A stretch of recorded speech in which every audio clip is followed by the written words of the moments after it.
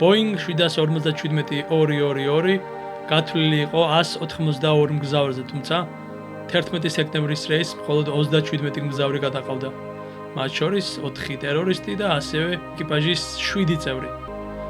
სტატისტიკის მიხედვით, სამშაბათ დღეს ამ რეისზე მეორე იმდენი მგზავრი უნდა ყოფილიყო.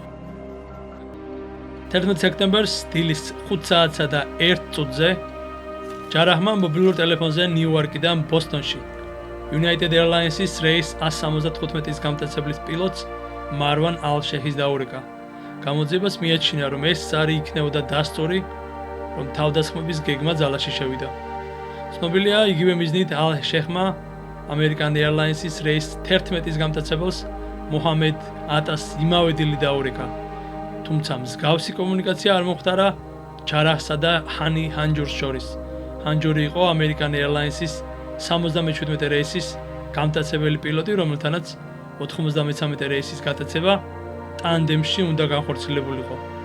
მიზეზი დღემდე დაუდგენელია.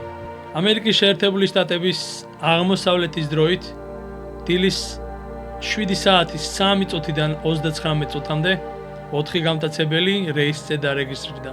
მათ შორის 7 საათსა და 3 წუთზე გამდი ყოველგვარი ბარგის გარეშე და ნამი 2 ჩანთით. 7 საათსა და 24 წუთზე ჰაზნავიმ ჩააბარა 1 ჩანთა, ხოლო ყველაზე ბოლოს 7 საათსა და 39 წუთზე რეგისტრაცია გაიარა სიად ჯარაჰმა ასევე ყოველგვარი ბარგის გარეშე.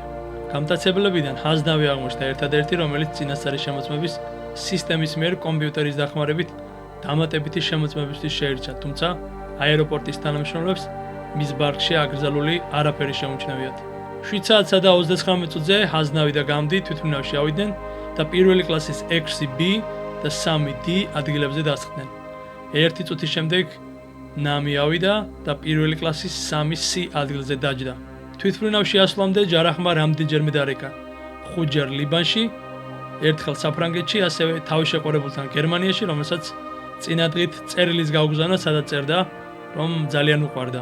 ჯარაჰი თვითმფრინავში ყველაზე გვიან 7 საათსა და 48 წუთზე ადის და 1B ადგილზე ჯდება. თვითმფრინავის გაფრენა დაგეგმილი იყო 8 საათზე, თუმცა აეროპორტის გადატვირთულობის გამო რეისი 8 საათსა და 42 წუთამდე შეფერხდა. შესაძლოა 93 რეისზე მყოფთაგან ბეორს დაენახა ნიუ-იორკში მდებარე მსოფლიო სავაჭრო ცენტრის ტყუპი შენობები, მდინარე ჰუდსონის გადაღმა, რამდენიმე მილის დაშორებით.